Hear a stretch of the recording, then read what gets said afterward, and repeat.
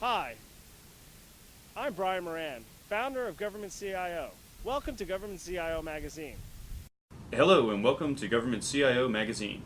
Today we're sitting down with Mr. Darren Ash, Chief Information Officer of the Nuclear Regulatory Commission.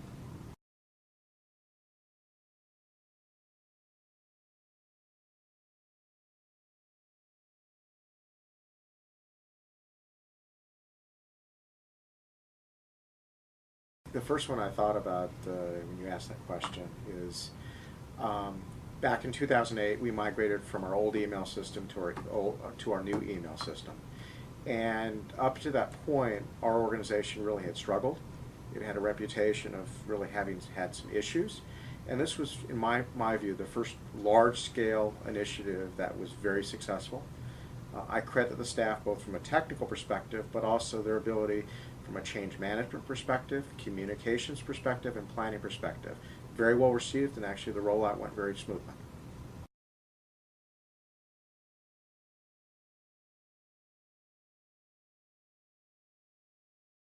Some of the inhibitors that I tend to think is sort of the unwillingness to look outside, to consider other perspectives. Some of the challenges sometimes organizations have, and sometimes I've faced here within the NRC, is a view that, okay, we've already tried it before, well, it failed. Well, you know what did we learn from it? What could we have done differently? What could we do differently the next time so that we could be successful? I think the other inhibitor is simply asking around, asking other agencies, how have you been successful? What could we learn from what you've done?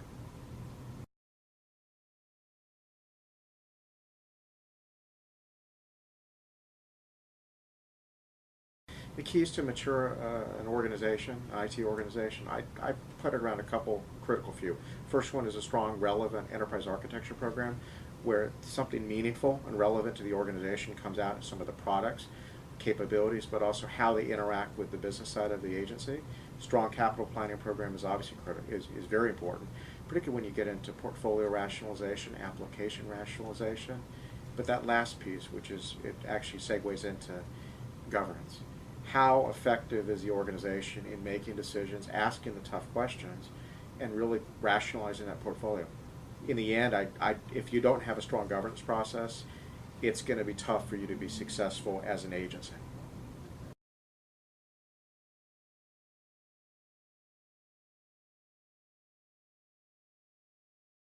In terms of working with other agencies, I think the area that we do focus on the most are through shared services, working with agencies such as DOI, OPM.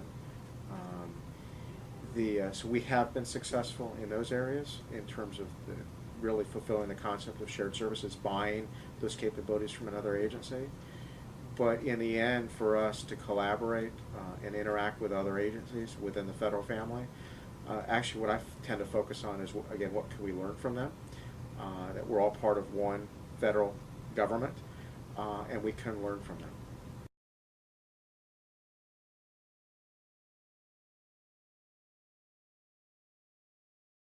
Training for the NRCs is vitally important. We see the skills that we have. We have a highly skilled, knowledgeable workforce in everything from engineering to software engineering, project management, so forth. The agency believes that regardless of where you are within the agency, you need to have the right skill sets, have had the training, but also stay current. You need to stay current on the training that you need to be certified and to be successful in your job. So one of the things that we've been very proud of what we've done within the NRC is emphasize, particularly in the IT arena, some very critical skill sets: enterprise architecture, project management, and business analysis. Three vital components to a successful IT program. And we've managed to certify a large number of employees in those disciplines.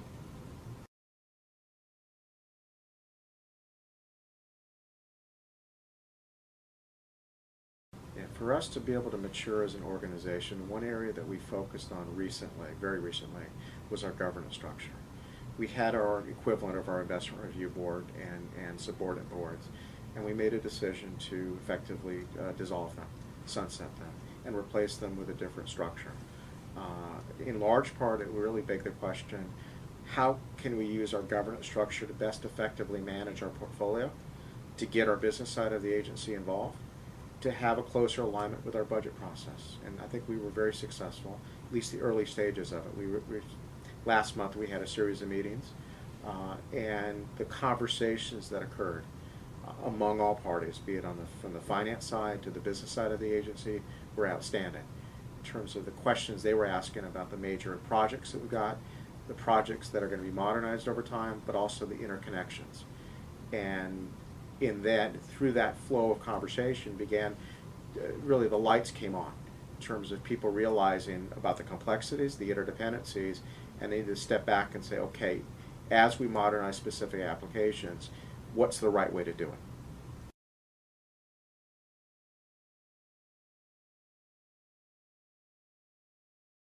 When I first came into the NRC, the security program was the material weakness for the agency. From a grading perspective, when Congress used to grade agencies, we were an F, and so it was a challenge. And so the effort that we undertook was to hire the right people with the right skill sets and the right approach to best sell the program and to best implement it. We've made year-to-year improvements. NRC's security program is no longer the material weakness. In fact, there is no material weakness for the agency. So we were able to, and validated by the Inspector General through their annual reports and audits, we were able to demonstrate that we have continued to improve. The big challenge now is shifting from the pure FISMA approach, the one that everybody's been used to, which is the reams and reams of paper, certification accreditation, to one of a concept of continuous monitoring. We began that shift probably about a year or two back, with the emphasis that we knew we had to go. That was the direction, frankly, that we saw coming, and one that we felt it was important for the NRC to be most efficient, most effective with our resources. The big challenge now is, given really a flat type of budget environment, is how do we accomplish this with limited resources and still have an effective program? And it requires us to step back and ask, what's the smartest way to do some of this work? And I think continuous monitoring is a critical component of that. Enterprise risk management is another piece of it that really forces us to look differently at security, but the mission of the agency.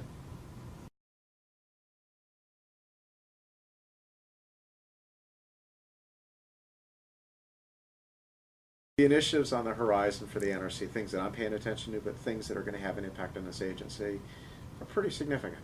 Some of them are really what I could almost consider the blocking and tackling, the basics. For us, it's a migration of Windows XP to Windows 7. It's going to force us, and has had us, think through what applications will migrate, will have to be modernized, because some of those we know will not work within a Windows 7 environment. We're migrating to Office 2010. We're also rehosting our core financial system in the cloud. That is going to pay dividends both financially, but also from a lessons learned about how to best effectively operate within a cloud environment, in this case a private cloud. And I think the other most significant one is our modernization of one of our core business solutions, business systems, that is desperately needing modernization. One that our governance process, our structure, our CFO, our business side, myself, are all paying attention to, knowing that we need to get it right, because a good chunk of this agency depends on the successful use of that system.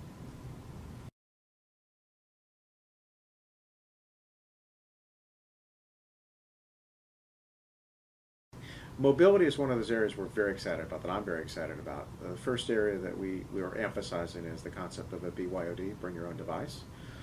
Our view on it is it's an opportunity for us to learn.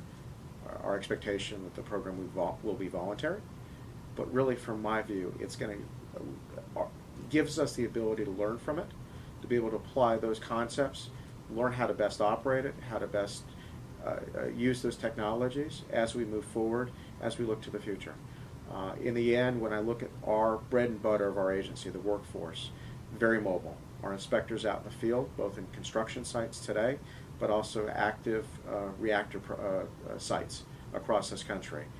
They're not necessarily tied to the desktop. So how do we most effectively get them the information they need to be effective at their job, performing their mission, performing their job? And how do we enable them to effectively collaborate with their peers across the country or at headquarters?